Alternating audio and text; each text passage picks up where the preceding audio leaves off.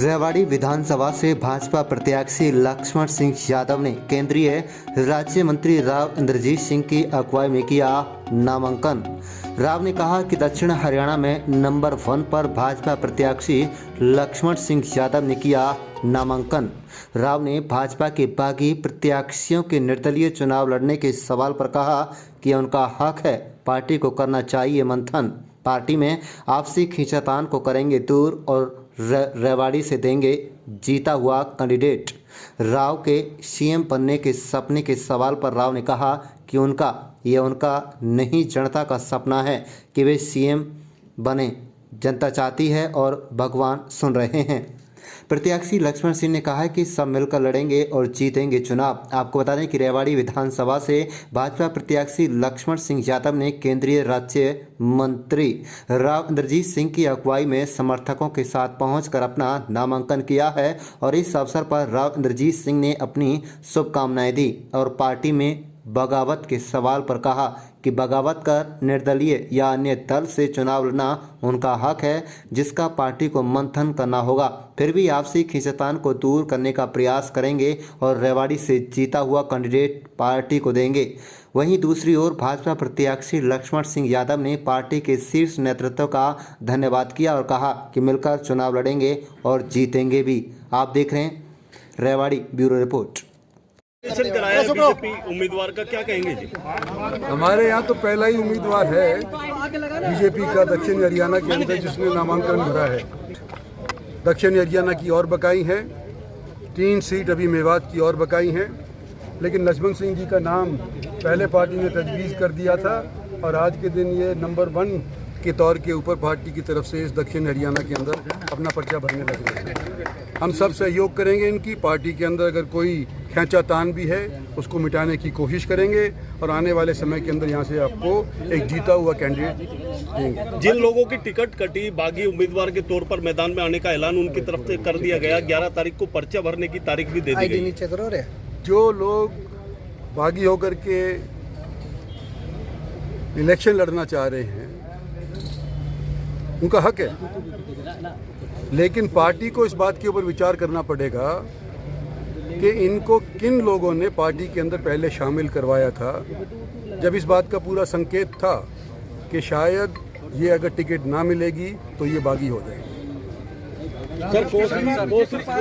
बावल से जो पार्टी जिसको भी टिकट देगी उसको मानना पड़ेगा। भाई हमारे हाथ में बात है नहीं तो आपके दक्षिण हरियाणा में बात करें तो राव इंद्रजीत सिंह एक बड़े कद्दावर नेता है और उनकी कहीं ना कहीं पार्टी नाराजगी मोल नहीं ले सकती।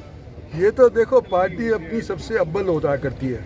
मैं तो एक कार्यकर्ता के रूप के अंदर आज लक्ष्मण सिंह का पर्चा भरवाने के अंदर आया हूँ।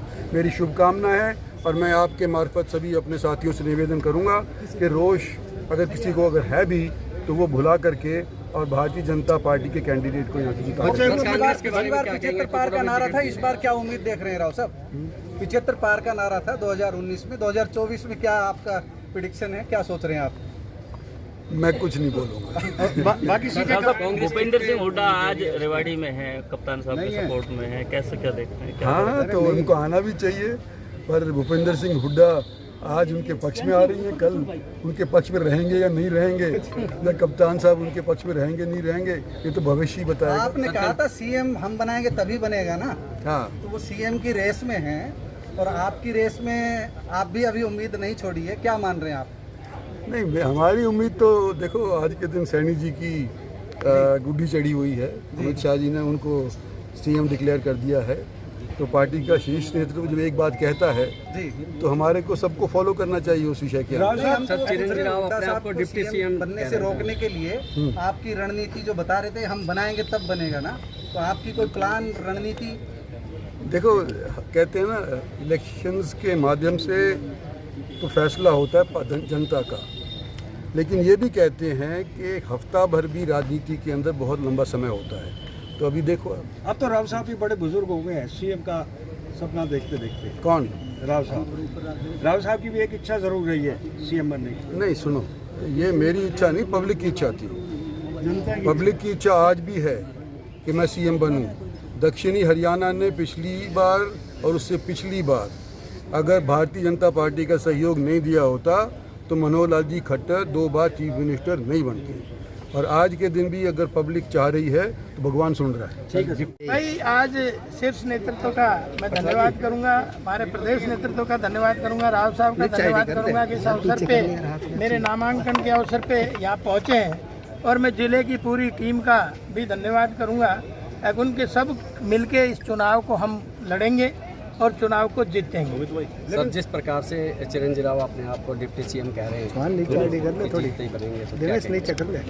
देखिए ये तो उनकी पार्टी जाने, वैसे तो मैं ये कहूँगा मुंगेरी लाल के हसीन सपने। लक्ष्मण जी, कल दो बड़े नेताओं ने, भाजपा के नेताओं ने बगावत करके कहा है कि हम भी पर्चा भरेंगे, सतीश यादव, सन्नी यादव। अब ये तो राव साहब के मुख से आपने सुन ही लिया। अब जो प्रजातंत्र में जिसका मन होगा वो करेगा, बाकी जनता जनार्दन इसका फैसला करेगी। आपकी भाजपा के भी दो बड़े नेता हैं, कपिलवास जी और अरविंद जी, वो भी आज नादारद आपके यहाँ। नहीं, देखिए दोनों, अरविंद जी से मेरी बात हुई थी, आज वो कहीं जरूरी काम से बाहर थे, वो हमारे साथ कंधे से कंधा लगा खड़े रहेंगे। और थोड़े दिन छोटा मोटा मलाल होता है, टिकट बढ़ती है तो, क्योंकि काफ़ी लोग मांगने वाले होते हैं तो छोटा मोटा विवाद होता है, हम परिवार का मामला सुलझा लेंगे। कपिलवास जी से भी कोई बात हुई है इस बारे में? किस बारे में? कपिलवास जी आपके साथ आएंगे? आ जाएंगे देर से, फिर क्या बात है? कि राव साहब का टप्पा है, वो मार्का है, हम दोबारा से नहीं करेंगे वो। भाई देखिए, मैं तो आपके माध्यम से यही अपील करूंगा भाई रणधीर जी को जी, कि 9 में मैं टिकट मांग रहा था रेवाड़ी से, आप सबको पता भी है जी। तो रणधीर जी को मिल गई तो मैं कंधे से कंधा मिला के और पूरे चुनाव का संचालन में संभाल रहा था जी। इसी तरह से 14 में मैं रेवाड़ी से मांग रहा था टिकट, तो उसमें भी आपने देखा रणधीर को मिल गई, हम उसके साथ कंधे से कंधा मिला के खड़े थे। तो बड़े मन वाले होंगे साथ आ जाएंगे, इसमें क्या है। मुझे 19 में कोसली भेज दिया गया, कोसली में भी सारे कार्यकर्ताओं की मेहनत के बल पे, पार्टी की मेहनत के बल पे मैं जीत के आ गया। और अब भी मुझे पूर्ण विश्वास है, अब सब लोग करे हुए को कोई रोकता नहीं है, किसी का कर्जा कोई नहीं चढ़वाता, करे हुए को उतारने के समय होते हैं, कभी कभी अवसर जीवन में आते हैं, सबको उतारना चाहिए जैसे हमने उतारा। और बड़े दिल, वो कहते हैं ना, छोटे मन से कोई बड़ा नहीं होता और टूटे दिल से कोई खड़ा नहीं होता। कितना आपके ठेकेदार साहब कह रहे हैं कि हमारे यहाँ से तो भट्टा बैठा के कोसड़ी का रिवाड़ी को बैठाने चले गए, भाई आपकी पार्टी के ही है। नहीं, देखिए राजनीति में कोई परेशानी रही होगी, लोगों के मन में कोई परेशानी रही होगी, क्योंकि 5-5 साल दोनों के ही मिले थे जी। और मैं तो कोविड का जमाना भी देखा, 1 साल किसान आंदोलन भी देखा और अल्पमत की मेरी सरकार भी थी, लेकिन मैं अपने दस्तावेज साथ लेके घूमता हूँ। 5 साल का हिसाब, अभी मेरी किताब होगी तो मैं आपको उसको दिखाऊंगा कि मैंने क्या क्या काम कराए। जबान पे किसी पे कोई ताले नहीं, जबान से कोई कुछ कह दे मीटर नहीं निकालता यूनिट, लेकिन रिकॉर्ड लेके चलते हैं और हम 5 साल का जनता को हिसाब देंगे। और मैं तो आपके माध्यम से ये कहना चाहता हूँ, अगर रेवाड़ी पे 50 साल से एक परिवार का कब्जा है, उनसे भी हिसाब ले लेना।